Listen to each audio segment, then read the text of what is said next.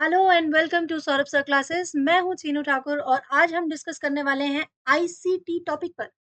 ये टॉपिक आपकी सभी प्रकार की सरकारी परीक्षाएं यानी कि it is very essential for your all government type of examination.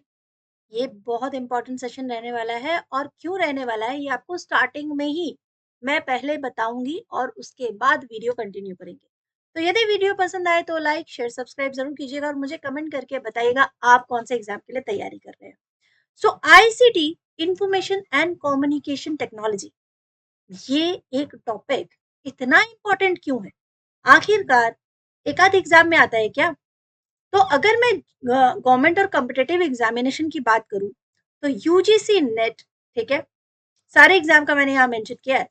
UGC net paper one general paper जो हम देते हैं वहां पर आईसीटी का basic, digital initiatives, e learning, cyber security, इससे रिलेटेड बहुत सारे क्वेश्चंस आते हैं। अगर मैं यूपीएससी सिविल सर्विसेज की बात करूं तो आईसीटी का application in government, cyber security, emerging technology पर क्वेश्चंस आते हैं। अगर स्टेट पब्लिक सर्विस कमीशन यानी कि पीसीएस या फिर पीएससी एग्जामिनेशंस की बात की जाए तो it's quite similar to UPSC.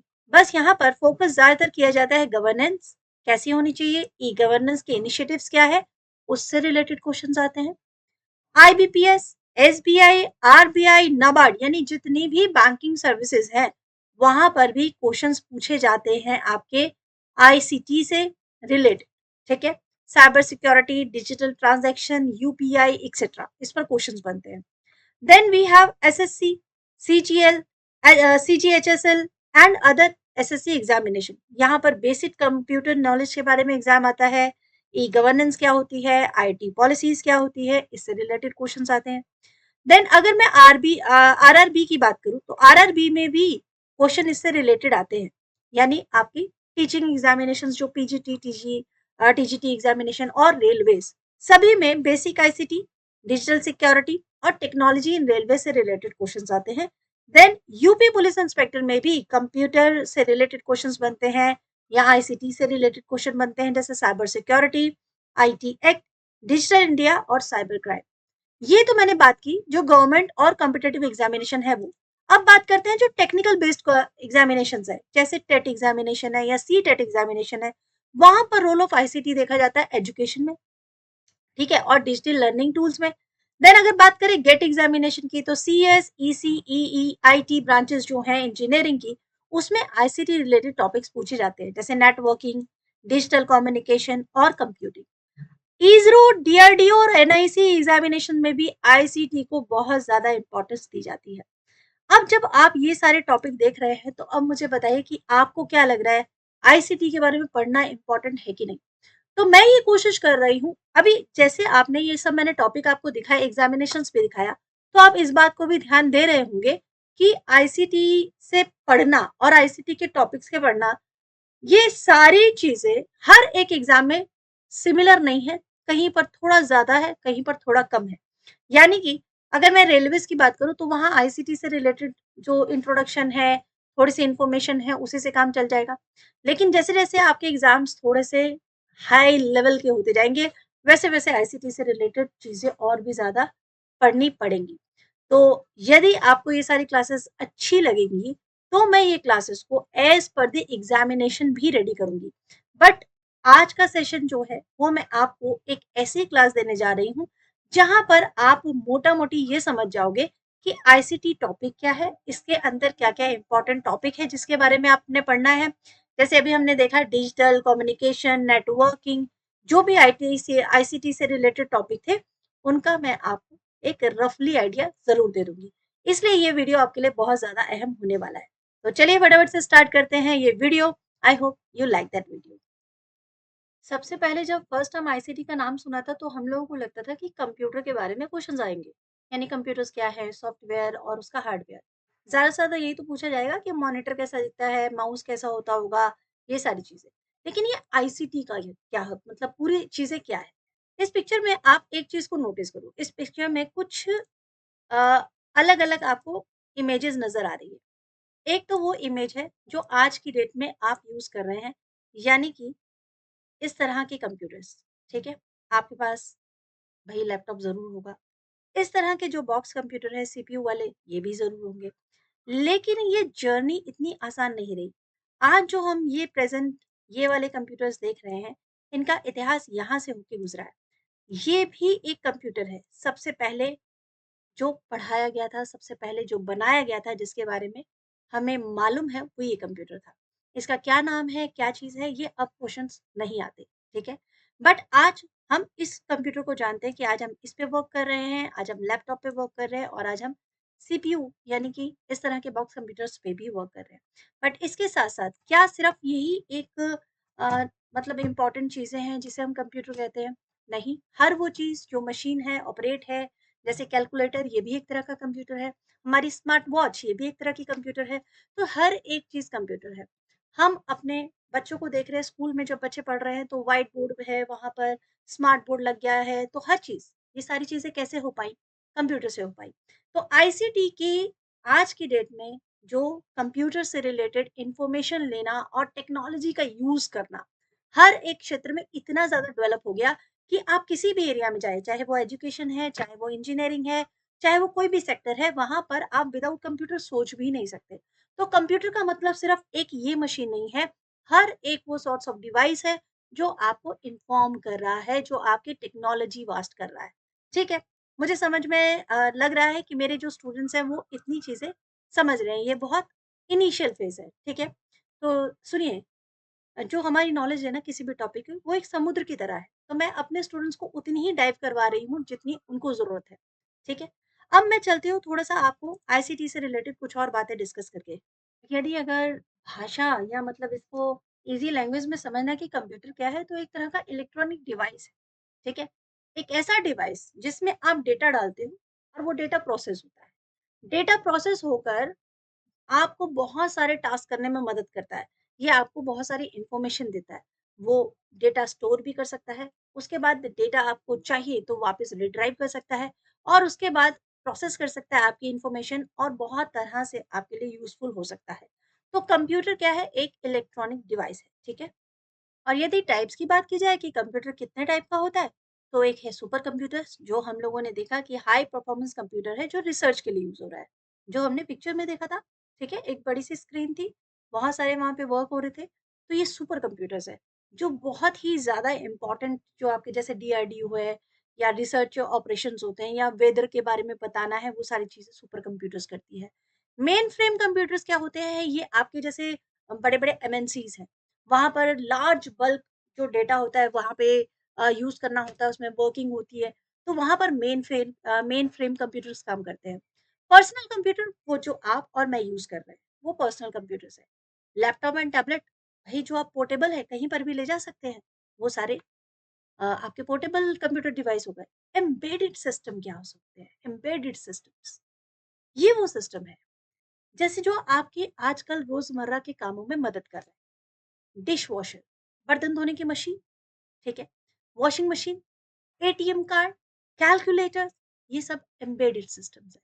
पर है तो सभी कंप्यूटर्स ना, तो these are the types of computers. I hope you understand. Simple language में है, ठीक है? चलिए आगे बढ़ते हैं। अब बात होती है कि मैम कंप्यूटर के बारे में तो आपने बता दिया, बट आईसीटी क्या? तो ICT information and communication technology, ये तो इसकी फुल फॉर्म है और आपको याद होनी चाहिए। ये भी आपके क्वेश्चंस का हिस्सा है।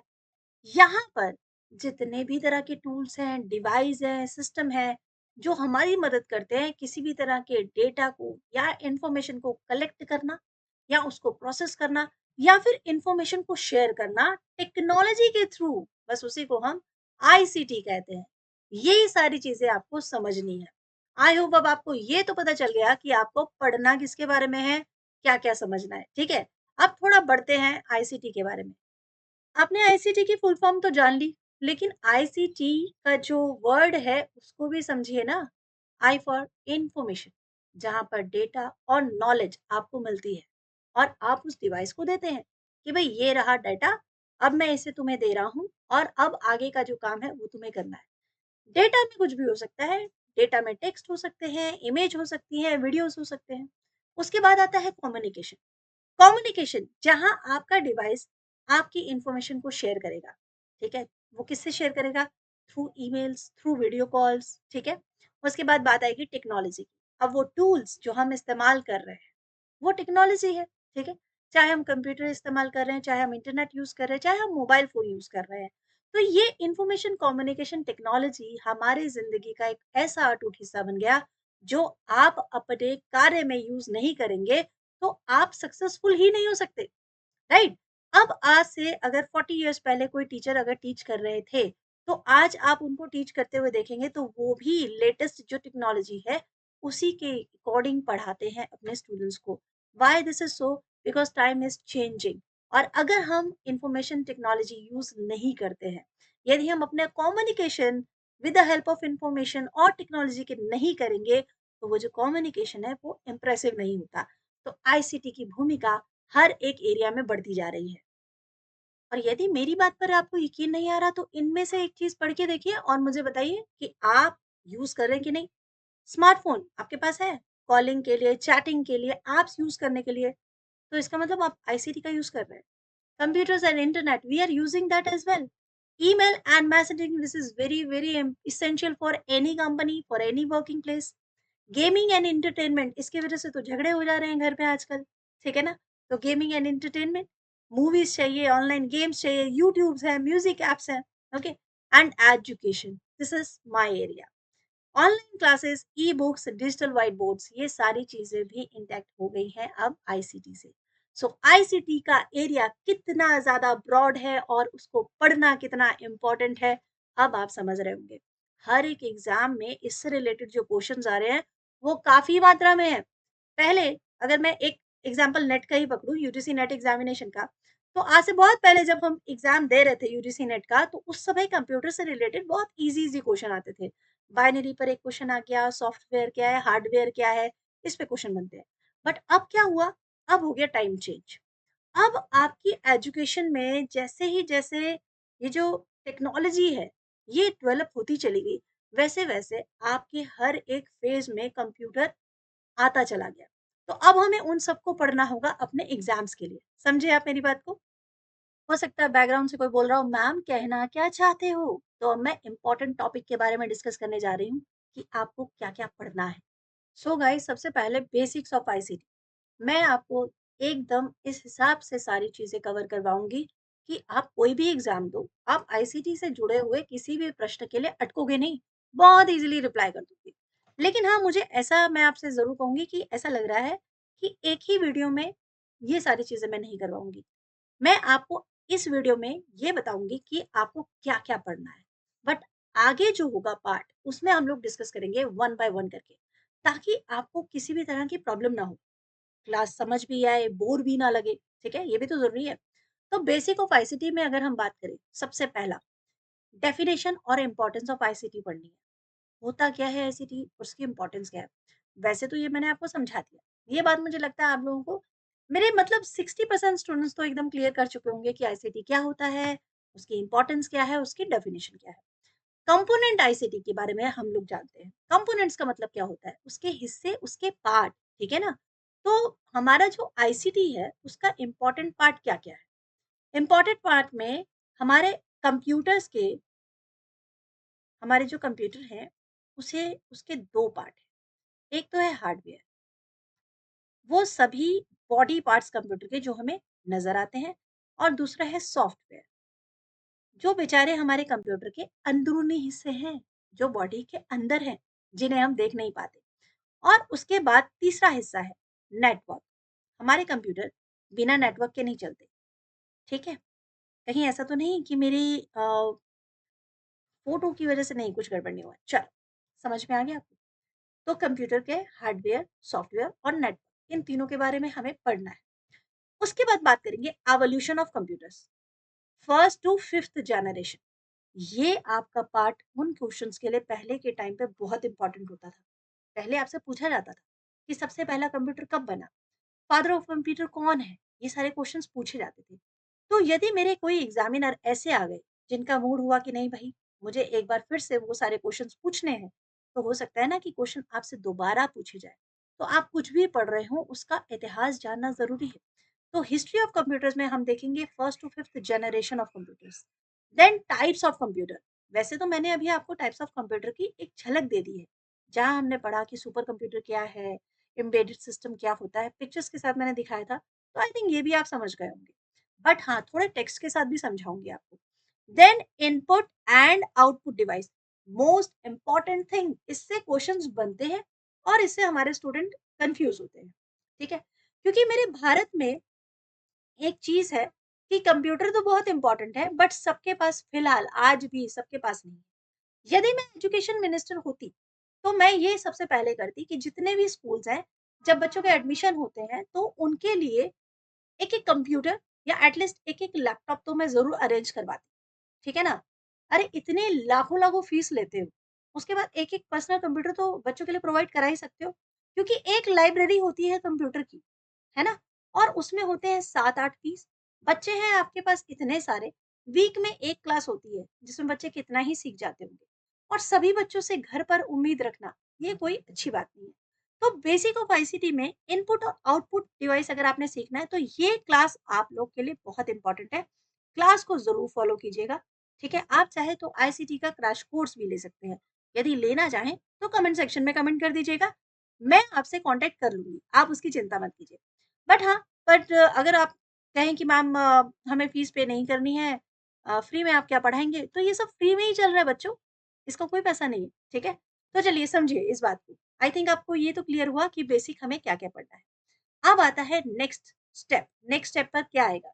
नेक्स्ट स्टेप का पार्ट आता है जब हम कंप्यूटर के फंडामेंटल और उसके एप्लीकेशन को समझेंगे। यानी ऑपरेटिंग सिस्टम क्या है? कितनी तरह के ऑपरेटिंग सिस्टम है? और मैम ये ऑपरेटिंग सिस्टम क्या होता है? जब हम कंप्यूटर पे काम करते हैं ना, तो देखो अब ये मत समझना कि कंप्यूटर्स मैम कंपनी अलग-अलग है। कंपनी हमारी अलग-अलग है, उसके अंदर जो काम कर रहा है, जो प्रोसेस चल रहा है, उसका जो ऑपरेटिंग सिस्टम है, जैसे विंडोज़ है, लाइनक्स है, मैक ओएस है, ये सारे ऑपरेटिंग सिस्टम है, इनके बारे में पढ़ना होगा। देन सॉफ्टवेयर और प्रोग्रामिंग बेसिक क्या होता है? आप लोगों ने सिग्नल पर रेड लाइट जलते हुए देखा है? रेड लाइट बंद होगी, आपकी ग्रीन लाइट आ गई। ये सारी जो लाइट्स है ना, जब आप बहुत पास से देखेंगे, तो इसके अंदर सॉफ्टवेयर्स होते हैं, छोटे-छोटे बल्ब होते हैं, छोटे-छोटे। तो वो कैसे चलते हैं, कैसे? अब एक बंदा थोड़ी ना वहाँ बैठा रहता होगा, सारे स्विच ऑफ कर रहा है, ऑन कर रहा है ना? कोई एक मैनुअली कोई एक स्विच होता होगा, जो ऑटोमैटिकली पूरा प्रोग्रामिंग किया गया होगा। तो ये प्रोग्रामिंग कैसे हो गई? क्योंकि हमारे जो कंप्यूटर है ना, वो ऐसे हमारी भाषा नहीं समझता कि मैं कहूँ एक्सक्यूज़ मी भैया, रेड वाले बटन को ऑन करो। ऐसा कंप्यूटर नहीं समझता। तो कंप्यूटर कैसे समझता है? कंप्यूटर कौन-सी भाषा समझता है? कंप्यूटर बाइनरी लैंग्वेज समझता है, ठीक है? बाइनरी, उसे बाइनरी आती है। मैं उसे जो भी बोलूँगी, वो अपने 1 या 0 इन्हीं 2 नंबर के साथ बातचीत करेगा। तो मुझे अपनी प्रोग्रामिंग लैंग्वेज देनी होती है। तो ये जो प्रोग्रामिंग लैंग्वेज होती है, ये मेरा सॉफ्टवेयर और प्रोग्रामिंग बेसिक्स होते हैं, ठीक है? उसके बाद बात होगी माइक्रोसॉफ्ट ऑफिस की। आपसे कहा जाता है ना, "अरे! सारा दिन लैपटॉप पे बैठे रहते हो, कंप्यूटर पे बैठे रहते हो। क्या तुम्हें वर्ड आता है? क्या तुम्हें एक्सेल आता है? क्या तुम्हें पावर पॉइंट आता है?" तो ये सारी चीज़ें, जितने अलग-अलग सेक्शन हैं, इन सबको अगर हम मिलकर कहें, तो ये माइक्रोसॉफ्ट ऑफिस कहलाता है, जिसे हम एमएस ऑफिस कहते हैं, ठीक है? उसके बाद बात होगी internet and web technology. Internet तो आज की डेट में घर-घर में उपलब्ध है और इसका भरपूर तरीके से मिसयूज़ भी हो रहा है। मिसयूज़ इसलिए कह रही हूँ, क्योंकि आप इस इन्फॉर्मेशन से बहुत कुछ यूज़ कर सकते हैं, बट आप गलत ट्रैक पे चले जाते हैं, ठीक है? इंटरनेट का आप यूज़ नहीं करते, मिसयूज़ करने लगते हैं। बट आपके एग्ज़ाम्स में तो क्वेश्चन्स उसी हिसाब से आ रहे हैं ना, तो हम इसका सही यूज़ समझेंगे। इंटरनेट और वेब टेक्नोलॉजी कैसे वर्क करती है। Then what is cloud computing and virtualization. आज की डेट में वर्चुअली टूल्स आप लोग कई बार देख रहे होंगे, अगर आप स्कूल में थे तो आपने देखा होगा, बहुत पहले की नहीं, अभी रिसेंट अगर आप स्कूल से निकले हैं तो आपने देखा होगा आपके टीचर्स ने बैठे बैठे आपको क्लास के अंदर बैठे बैठे कश्मीर घुमा दिया होगा, ठीक है, स्क्रीन से। तो वो वर्चुअली टूर आपको करवा रहे हैं, ये कैसे होगा, क्या चीज़ है ये सारी चीज़ें हम लोग अपनी आने वाली क्लासेस में समझने वाले हैं। वेरी इंपॉर्टेंट सेक्शन, ये सेक्शन जैसे-जैसे आगे हाई लेवल एग्ज़ामिनेशंस आते रहेंगे, यहाँ पर ज़रूरत पड़ेगी इन सारे टॉपिक्स की। Digital communication and cyber security.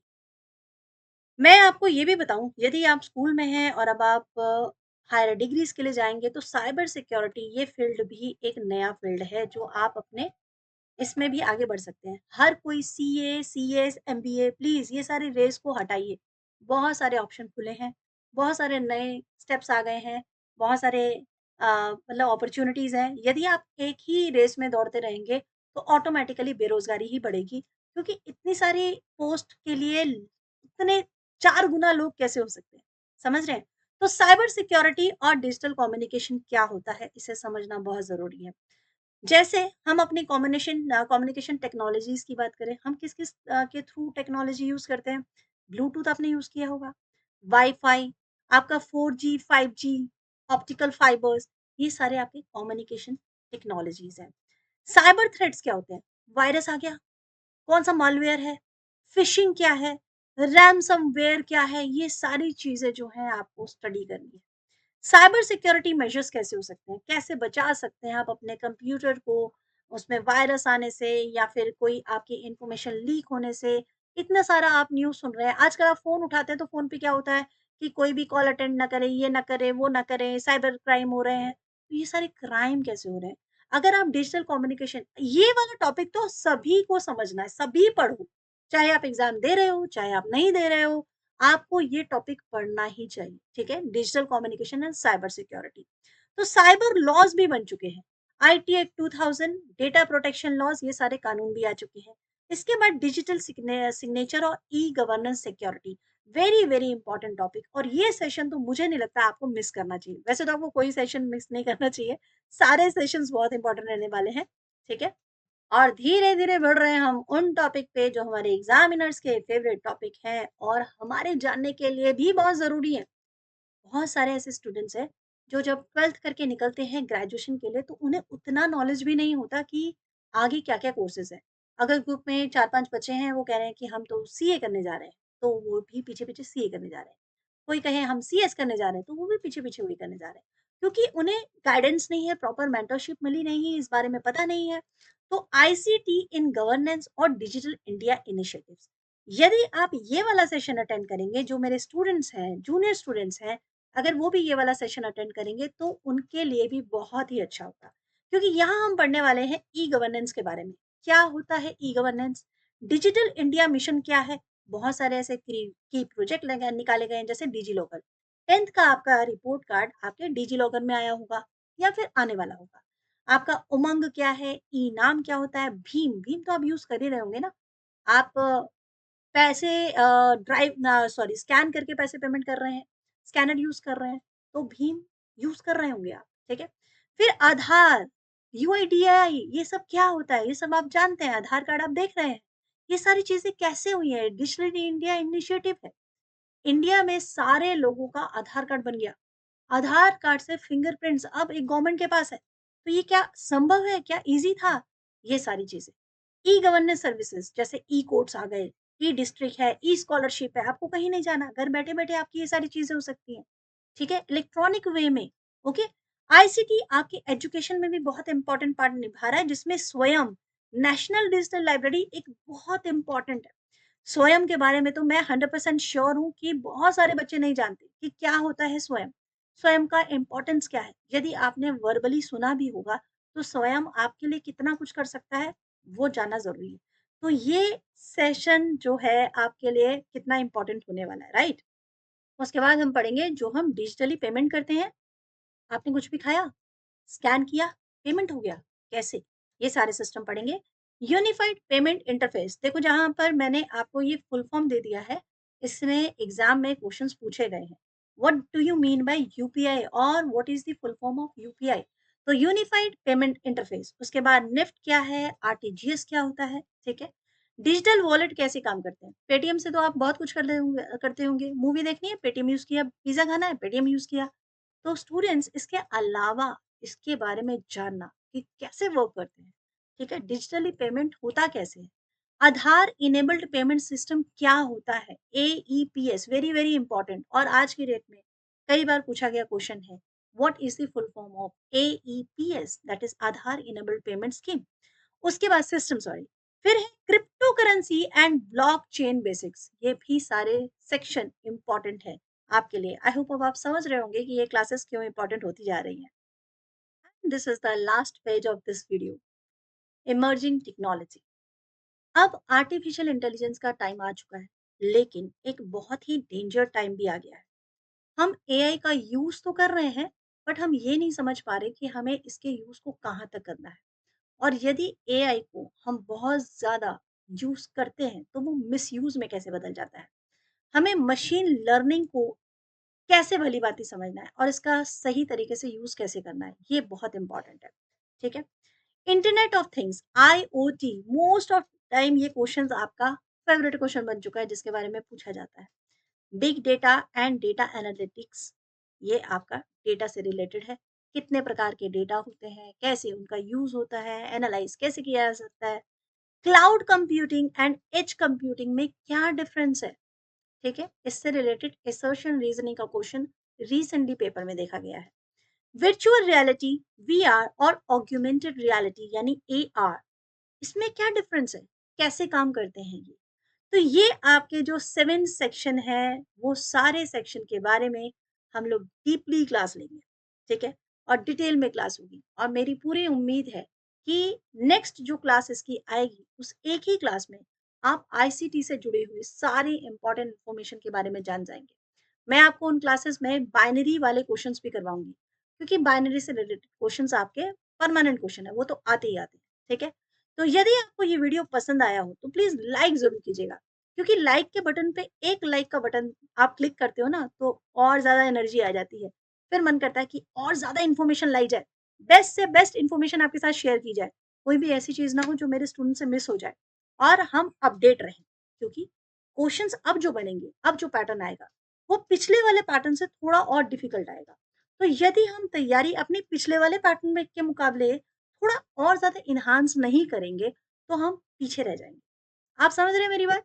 मुझे ऐसे थोड़ी-सी कोशिश करनी है कि हम अपने एग्ज़ामिनर को, मैं बिल्कुल ये नहीं कह रही हूँ कि मैं उनको एकदम टक्कर देना चाहती हूँ, बिल्कुल भी नहीं। एग्ज़ामिनर्स हमारे सामने बहुत ज़्यादा नॉलेजेबल पर्सन्स हैं। बट हाँ, मैं अपने स्टूडेंट्स को निराश होने नहीं दूँगी। मैं कोशिश करूँगी कि मेरे स्टूडेंट्स को उन टॉपिक्स के बारे में एटलीस्ट बहुत सारी जानकारी हो और वो ऐसा कोई क्वेश्चन ना सामने उनके ना आए जिसे देखकर उन्हें लगे, अरे! ये क्वेश्चन तो हमने पढ़ा ही नहीं। तो यदि आप आईसीटी से रिलेटेड सारी इम्पोर्टेंट इन्फॉर्मेशन जानना चाहते हैं, तो आपको ये सारे वीडियोज़ को कंटिन्यू देखना होगा। बहुत सारे वीडियोज़ मैं नहीं शेयर करूँगी, चिंता मत करो। मैं आईसीटी में वैसे भी आप मेरी स्पीड देख रहे हो ना, मुझे टाइम वेस्ट करना बिल्कुल नहीं पसंद है। तो जो वीडियोज़ आएँगे ना, उसमें हम लोग वो सारे इम्पोर्टेंट टॉपिक पे डिस्कशन करने वाले हैं, जिससे क्वेश्चंस बनते हैं और मैं विद एग्ज़ाम्पल आप लोगों को बताऊँगी। हर एक एग्ज़ाम के बारे में और उससे रिलेटेड क्वेश्चंस के बारे में। ये वीडियो को आप दोबारा एक बार देखोगे और देखोगे कि कौन से एग्ज़ाम के लिए मुझे क्या पढ़ना है। तो आपको ये भी पता चल जाएगा कि हाँ भाई, मैं तो इस एग्ज़ाम की तैयारी कर रहा हूँ, तो मुझे ये वाला सेक्शन ज़्यादा जा पढ़ना होगा, ठीक है? बट इसके बारे में भी श्योरिटी है कि हो सकता है कि अब जो एग्ज़ाम आए, वो और थोड़ा हाई लेवल का आ जाए। तो इसका मतलब ये होगा कि मैंने तो जो हल्का-फुल्का आईसीटी पढ़ा था, इसमें तो हायर लेवल वाला भी आ गया। तो यार, मेरे हिसाब से तो मेरा जो सजेशन है आप लोगों को, ये सारी क्लासेस ही आपके लिए इम्पोर्टेंट रहने वाली हैं। तो सभी स्टूडेंट्स को मैं एक बार रिक्वेस्ट करती हूँ कि ये सारी क्लास को फॉलो ज़रूर करना। तो सेशन पसंद आए तो इसको लाइक ज़रूर करना, वो बहुत इम्पोर्टेंट है। और कमेंट करके बताना कि मैं कुछ ज़्यादा स्पीड में तो नहीं बोल रही हूँ ना? Is that okay for everyone? So guys, bye bye. Take care. We'll meet you soon in our next video, which will be very, very informative in any way. ठीक है? आपके एग्जाम्स भी आ रहे हैं और बहुत सारे एग्जाम्स हैं आपके। आरआरबी की टीचिंग के एग्जामिनेशन बहुत बहुत अच्छा ऑप्शन है। अगर नहीं फिलअप किया तो जल्दी फिलअप कर दो। ठीक है?